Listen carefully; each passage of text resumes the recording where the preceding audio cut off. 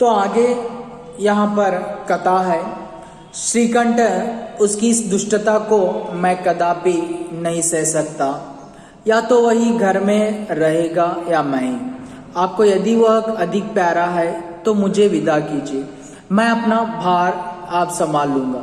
यदि मुझे रखना चाहते हैं तो उससे कहिए जहां चाहे चला जाए, बस यह मेरा अंतिम निश्चय है। तो श्रीकंठ बताता है, देखो पिता, आज लाल बिहारी गलती कर चुका है, अगर आप इस गलती को मानते हैं तो सही है, आपको यह गलती तो उसे घर में रखिए, तो मैं इस घर में नहीं रहूंगा।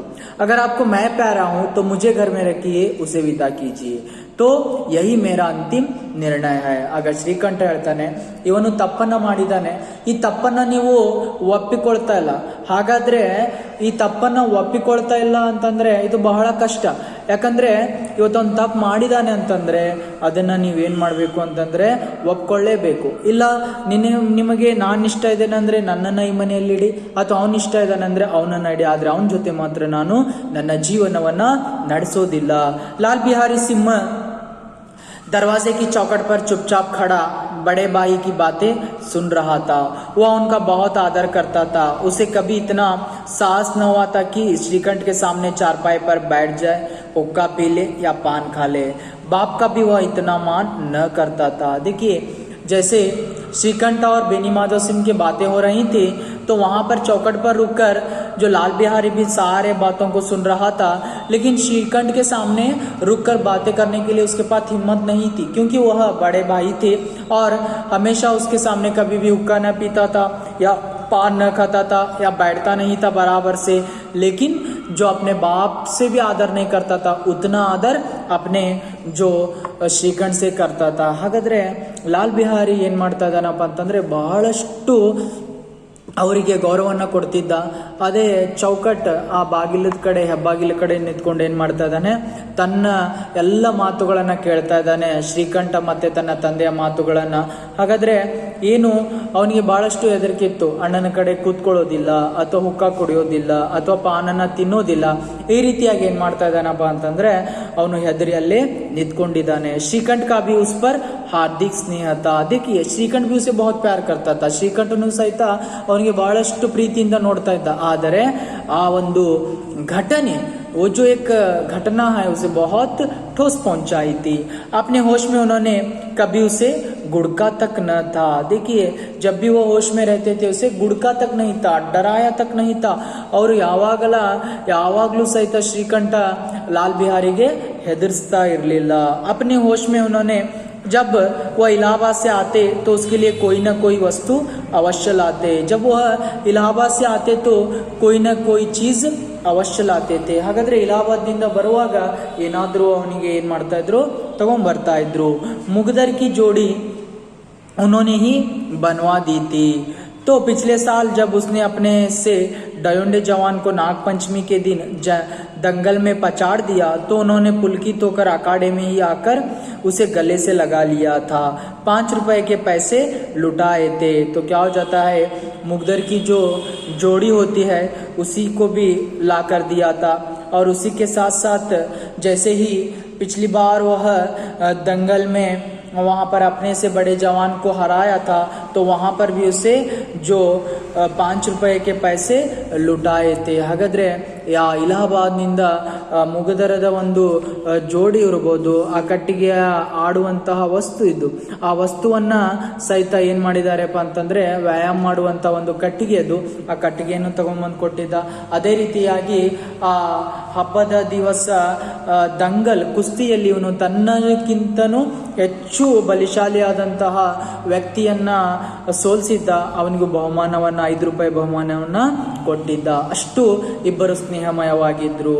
ऐसे भाई के मुंह से आज ऐसी हृदय विदारक बात सुनकर लाल बिहारी को बड़ी ग्लानि हुई. तो भाई मुझे इतना प्यार करता था, लेकिन आज इस बात को सुनकर बहुत दुख होने लगा. ಹಾಗಾದ್ರೆ ನನಗೆ ಸಹೋದರ ಇಷ್ಟು ಬೈತಾ ಇದ್ದಾನೆಪ್ಪ ಅಂತಂದ್ರೆ ಅವರ ಮಾತನ್ನ ಕೇಳಲಿಕ್ಕೆ ಎಷ್ಟು ಪ್ರೀತಿಯನ್ನ ಮಾಡ್ತಾ ಇದ್ದ, ಆದ್ರೆ ಇವತ್ತು ಅವರ ಮಾತನ್ನ ಕೇಳಿ ನನಗೆ ಬಹಳಷ್ಟು ದುಃಖ ಆಗ್ತಾ ಇದೆ. ವಹ ಫುಟ್ ಫುಟ್ ಕರ್ ರೋನೆ ಲಗಾ, ವಹಿ ರುಕ್ ಕರ್ ರೋನೆ ಲಗ್ತಾ ಹೈ. ಅಲ್ಲೇ ನಿಂತು ಅಳಲಿಕ್ಕೆ ಶುರು ಮಾಡ್ತಾನೆ. ಇಸ್ಮೆ संदेह नहीं कि अपने किए पर पछता रहा था। तो उसे पता चला मैं जो किया भाभी के साथ वह बहुत गलत था, इसलिए वह अपनी जो हालात पर अपनी घटना पर पछता रहा था। ಹಾಗಾದ್ರೆ ನಾನು ಏನು ನನ್ನ ಅತ್ತೆಯ ಜೊತೆ ಅಥವಾ ವೈನಿಯ ಜೊತೆ ದುರ್ವ್ಯವಹಾರವನ್ನ ಮಾಡಿದೆ, ಅದು ತಪ್ಪಾಗಿದೆ ಅಂತೇಳಿ ಅವನು ಅಳ್ತಾ ಇದ್ದ। मैं उनके सम्मुख कैसे जाऊंगा, और भाई के आने से एक दिन पहले से उसकी छाती धड़कती थी कि देखूं भैया क्या कहते हैं। मैं उनके सम्मुख कैसे जाऊंगा, उनसे कैसे बोलूंगा, मेरी आंखें उनके सामने कैसे उठेगी। उसने समझा था कि भैया मुझे बुलाकर समझा देंगे। इस आशा के विपरीत आज उसने उन्हें निर्दयता की मूर्ति बने हुए पाया। वह मूर्ख था। देखिए, वह सोचता था तो भैया शायद कल आ जाएंगे इलाहाबाद से, तो मैं उनके सामने कैसे रुकना है, तो इस बात को कैसे करना है। लेकिन मैं भाभी के साथ दुर्व्यवहार कर चुका हूँ, लेकिन भैया क्या कहेंगे या भैया मुझे माफ करेंगे, मैं समझा था।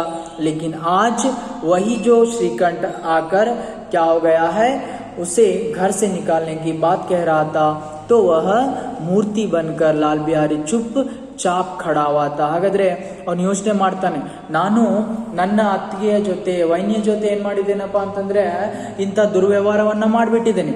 ಹಾಗಾದ್ರೆ ಆ ಶನಿವಾರದ ವೇಳೆ ಅಣ್ಣ ಬರ್ತಾನೆ, ಏನ್ ಮಾಡ್ಬೋದು, ಅಥವಾ ನನ್ನನ್ನ ನಾನು ಅವ್ರಿಗೆ ಕ್ಷಮೆ ಕೇಳ್ಬೋದಾ, ಅಥವಾ ಅವ್ರು ನನ್ನನ್ನು ಕ್ಷಮಿಸ್ತಾರಾ, ಏನ್ ಮಾಡ್ತಾರೆ ಅನ್ನುವಂತ ಯೋಚನೆಯಲ್ಲಿದ್ದೆ।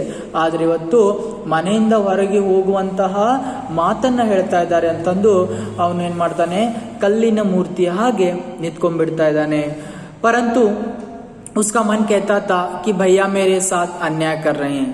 यदि श्रीकंठ उसे अकेले में बुलाकर 2-4 बातें कह देते, इतना ही नहीं 2-4 तमाचे भी लगा देते, तो कदाचित उसे इतना दुख न होता। पर भाई का यह कहना कि अब मैं इसकी सूरत नहीं देखना चाहता, लाल बिहारी से सहा न गया। वह रोता हुआ घर आया।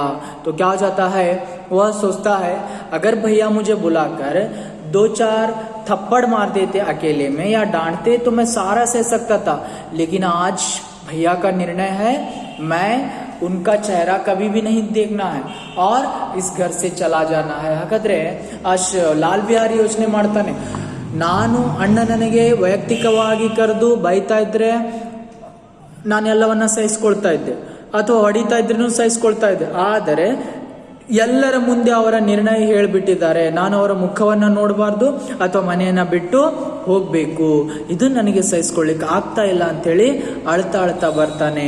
कोठरी में जाकर कपड़े पहने, आंखें पोंछी, जिसमें कोई यह न समझे कि रोता था। तब आनंदी के द्वार पर आकर बोला, भाभी भैया ने निश्चय किया है कि वह मेरा साथ घर में न रहेंगे, अब वह मेरा मुंह नहीं देखना चाहते, इसलिए अब मैं जाता हूँ, उन्हें फिर मुंह न दिखाऊंगा, मुझसे जो कुछ अपराध हुआ उसे क्षमा करना। यह कहते कहते लाल बिहारी का गला भर आया। तो क्या हो जाता है, वहां पर चले जाते हैं।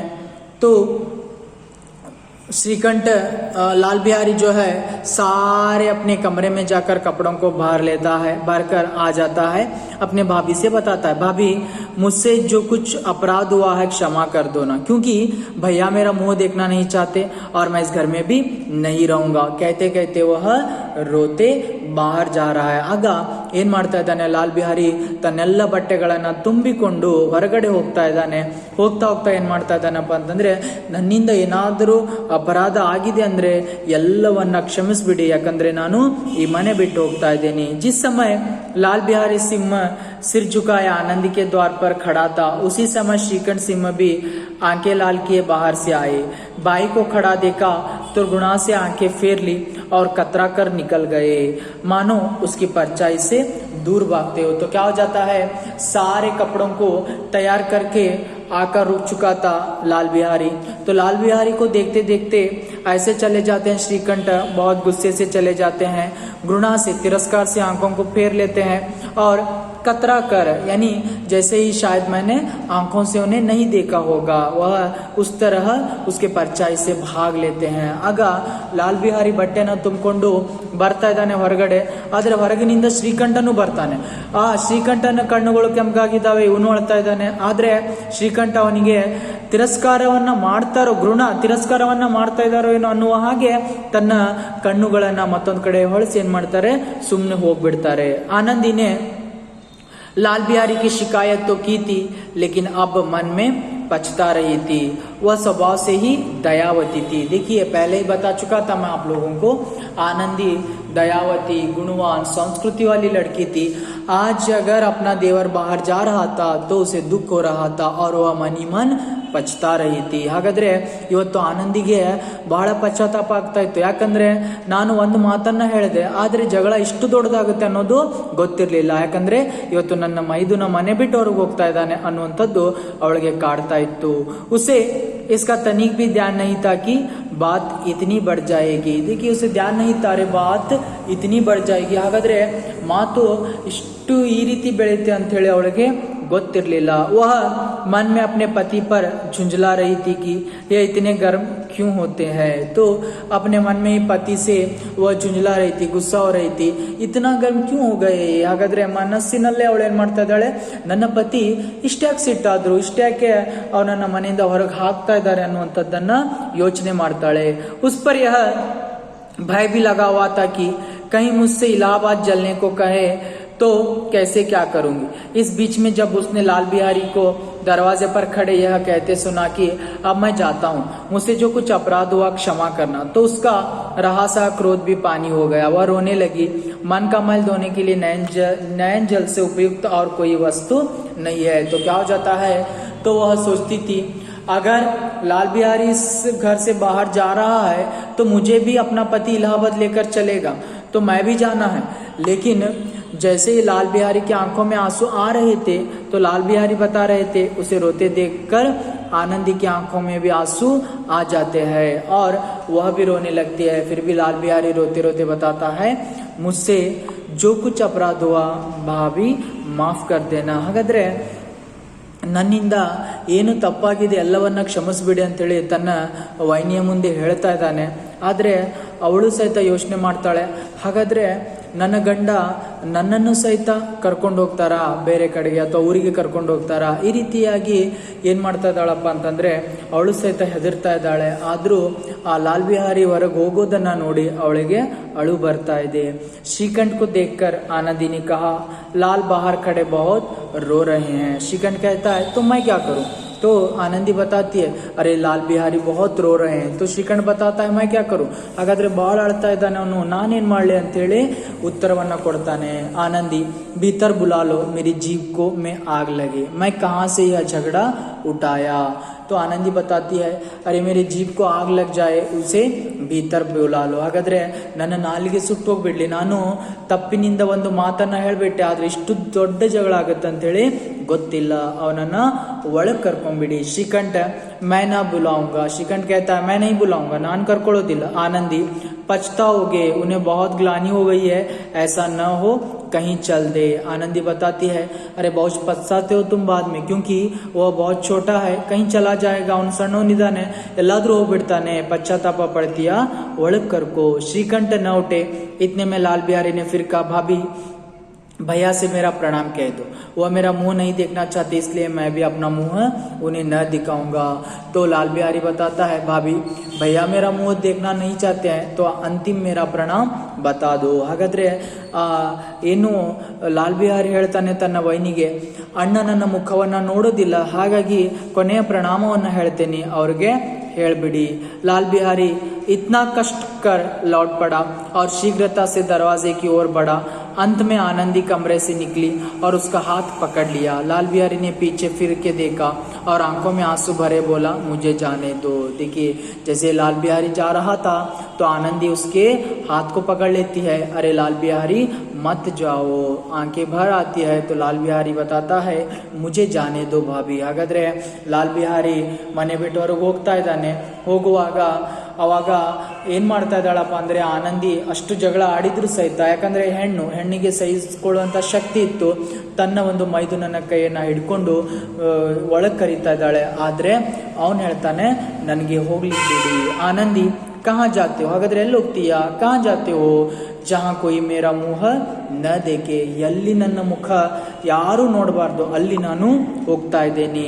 मैं न जाने दूंगी, ನಾನು ಹೋಗ್ಲಿಕ್ಕೆ ಕೊಡೋದಿಲ್ಲ. ಆನಂದ್ ಹೇಳ್ತಾಳೆ मैं तुम लोगों के साथ रहने योग्य नहीं हूँ. तो लाल बिहारी बताता है मैं आपके साथ रहने के लिए योग्य नहीं हूँ, क्योंकि मैं यहाँ पर ದುರ್ವ್ಯವಹಾರ कर चुका हूँ, ನಾನು ದುರ್ವ್ಯವಹಾರವನ್ನು ಮಾಡಿದ್ದೇನೆ, ನಿಮ್ಮ ಜೊತೆ ಇರಲಿಕ್ಕೆ ನನಗೆ ಯೋಗ್ಯನಲ್ಲ. तुम्हें मेरी सौगंध, आप एक पग भी आगे न बढ़ाना. आनंदी बताती है तुम्हें मेरी सौगंध कसम, एक पग यानी एक कदम भी आगे मत बढ़ना, ನಿನಗೆ ನನ್ನ ಮೇಲೆ ಆಣೆ ಒಂದು ಹೆಜ್ಜೆನೂ ಸಹಿತ ಮುಂದೆ ಇಡಬೇಡ. लाल बिहारी जब तक मुझे यह न मालूम हो जाए कि भैया का मन मेरी तरफ से साफ हो गया तब तक मैं इस घर में कदापि न रहूंगा. तो लाल बिहारी बताता है भाभी मुझे आप तो रोक रहे हैं सच है, लेकिन भैया के दिल में मेरे लिए अभी भी गुस्सा है, लेकिन मुझे मालूम हो जाए जो भैया के दिल में मेरे लिए गुस्सा नहीं है तब मैं अंदर आ जाऊंगा. ಆಗ ಆನಂದ್ ಲಾಲ್ ಬಿಹಾರಿ ಹೇಳ್ತಾನೆ ಯಾವಾಗ ಅಣ್ಣನ ಒಂದು ಮನಸ್ಸಿನಲ್ಲಿ ನನ್ನ ಪ್ರತಿಯಾಗಿ ಹಾಗಾದರೆ ಸಿಟ್ಟು ಕಡಿಮೆ ಆಗಿದೆ ಅಂಥೇಳಿ ಗೊತ್ತಾಗುತ್ತೆ, ಆಗ ಮಾತ್ರ ನಾನೇನು ಮಾಡ್ತಾ ಇದ್ದೇನೆ ಅಂತಂದರೆ ಒಳಗಡೆ ಬರ್ತಾ ಇದ್ದೀನಿ. मैं ईश्वर को साक्षी देकर आ कहती हूँ कि तुम्हारी ओर से मेरे मन में तनिक भी मैल नहीं. आनंदी बताती है अरे आपके प्रति मेरे मन में मैल गुस्सा नहीं है. ಹಾಗಾದರೆ ಆನಂದಿ ಹೇಳ್ತಾಳೆ ನಾನು ಈಶ್ವರನ ಮೇಲೆ ಆಣೆ ಮಾಡ್ತೀನಿ, ನನಗೆ ನಿನ್ನ ಮೇಲೆ ಯಾವುದೇ ಸಿಟ್ಟಿಲ್ಲ, ಬಂದ್ಬಿಡು ಒಳಗಡೆ. अब श्रीकंठ का हृदय भी पिघला, उन्होंने बाहर आकर लाल बिहारी को गले से लगा लिया. दोनों भाई खूब फूट फूट कर रोए. लाल बिहारी ने सिसकते हुए कहा भैया अब कभी मत कहना कि तुम्हारा मुंह न देखूंगा, इसके सिवा आप जो दंड देंगे मैं सहर्ष स्वीकार करूंगा. तो क्या हो जाता है, श्रीकंठ को भी रहा नहीं जाता, अपने भाई की दया को देखकर बाहर आकर उसे गले से लगा लेता है और दोनों रोने लगते हैं. तो लाल बिहारी बताता है भैया कभी भी मुझे ये मत कहना मेरा मुंह न देखूंगा, अगर आप डांटते हैं तो मैं सह लूंगा, मारते हैं तो भी सह लूंगा, लेकिन मुझे घर से बाहर मत निकालना. ಅವ ರೀತಿಯಾಗಿ ಆ ಶ್ರೀಕಂಠನ ಹೆಂಡತಿ ಅಳ್ತಾ ಇದ್ಲು. ಆಗ ಆ ಶ್ರೀಕಂಠನ ಹೃದಯನು ಸಹಿತ ಕರಗೋಗ್ಬಿಡುತ್ತೆ. ಹೊರಗಡೆ ಬಂದು ತನ್ನ ಸಹೋದರನನ್ನ ಅಪ್ಪಿಕೊಂಡು ಅಳಲಿಕ್ಕೆ ಶುರು ಮಾಡ್ತಾರೆ. ಆಗ ಲಾಲ್ ಬಿಹಾರಿ ಹೇಳ್ತಾನೆ ನೀ ಯಾವಾಗಲೂ ನನಗೆ ಹೊಡೆಯಿದ್ರೆ ನಡೆಯುತ್ತೆ ಅಥವಾ ಬೈದ್ರೆ ನಡೆಯುತ್ತೆ, ನನಗೆ ಮನೇನ ಬಿಟ್ಟು ಹೋಗ್ಲಿಕ್ಕೆ ಹೇಳ್ಬೇಡ. ಶ್ರೀಕಂಠನೆ कांपते हुए स्वर से कहा लल्लू इन बातों को बिल्कुल भूल जाओ, ईश्वर चाहेगा तो फिर ऐसा अवसर न आवेगा. तो श्रीकंठ बताता है अरे लाल ऐसी बातों को भूल जा, क्योंकि मैं ऐसा मौका आने फिर नहीं दूंगा घर में. ಹಾಗಾದ್ರೆ ಇಂಥ ಮಾತುಗಳನ್ನು ಮರ್ತು ಬಿಡು. ಶ್ರೀಕಂಠ ಹೇಳ್ತಾನೆ ಲಾಲ್ ಬಿಹಾರಿಗೆ, ಯಾಕಂದ್ರೆ ಇಂಥ ಒಂದು ಅವಸರ ಸಂದರ್ಭ ಬರಲಿಕ್ಕೆ ನಾನು ಮತ್ತೆ ಕೊಡೋದಿಲ್ಲ. बेनी माधव सिंह बाहर से आ रहे थे, दोनों भाइयों को गले मिलते देखकर आनंद से पुलकित हो गए. बोल उठे बड़े घर की यहाँ बेटियां ऐसी होती है, बिगड़ता हुआ काम बना लेती है. तो बेनी माधव भी बाहर से आ रहे थे, उनको बहुत खुशी हो जाती है क्योंकि एक अमीर घर की लड़की, संस्कृत परिवार की लड़की आज हमारे बिगड़ते हुए घर को बना लिया या जोड़ लिया. ಹಾಗಾದ್ರೆ ಆ ಬೇನಿ ಮಾಧವ್ ಸಿಂಹ ಹೊರಗಿಂದ ಬರ್ತಾ ಇದ್ದ, ಅವನಿಗೂ ಬಹಳ ಖುಷಿ ಆಗುತ್ತೆ. ಯಾಕಂದ್ರೆ ಇವತ್ತು ನಮ್ಮ ಪರಿವಾರ ಏನು ದೂರ ಆಗ್ತಾ ಇತ್ತು, ಬೇರೆ ಬೇರೆ ಆಗ್ತಾ ಇತ್ತು, ಅಂತ ಒಂದು ಪರಿವಾರವನ್ನ ಈ ಶ್ರೀಮಂತ ಮನೆಯ ಹುಡುಗಿ ಆನಂದಿ, ಸುಸಂಸ್ಕೃತ ಹುಡುಗಿ ಏನ್ ಮಾಡಿದಾಳೆ ಅಂದ್ರೆ ಜೋಡಣೆ ಮಾಡಿದಾಳೆ, ಒಗ್ಗಟ್ಟಾಗಿ ಜೋಡಿಸಿದಾಳೆ. गांव में जिसने यह वृत्तांत सुना उसी ने इन शब्दों में आनंदी की उदारता को सराहा. बड़े घर की बेटियां ऐसी होती है. तो सारे लोग क्या करते हैं, वहाँ पर आनंदी की तारीफ करती है, अरे बड़े घर की बेटियां ऐसी होती है. क्योंकि प्रेमचंद इस पाठ से हम लोगों को यही संदेश देते हैं, हम हमेशा परिवार को, स्त्री हो या पुरुष हो, परिवार को जोड़ने का काम करना है, कभी भी तोड़ने का काम नहीं करना है. ಹಾಗಾಗಿ ನಮಗೆ ಈ ಪಾಠದಿಂದ ಸಿಗುವಂತ ಸಂದೇಶ ಇಷ್ಟೇ, ನಾವು ಯಾವಾಗಲೂ ಪರಿವಾರವನ್ನ ಜೋಡಣೆ ಮಾಡಬೇಕಾಗಿದೆ, ಸ್ತ್ರೀ ಇರಲಿ ಪುರುಷವಿರಲಿ. ಈ ರೀತಿಯಾಗಿ ಪ್ರೇಮಚಂದ್ರ ಅವರು ಅವಿಭಕ್ತ ಕುಟುಂಬದ ಬಗ್ಗೆ ಚರ್ಚೆಯನ್ನ ಮಾಡ್ತಾ ಇದ್ದಾರೆ. ಸಂದೇಶ हम लोगों को दे रहे हैं. इस तरह जो बड़े घर की बेटी कथा आपके सामने यहाँ पर सारे सारांश को मैं बता चुका हूँ.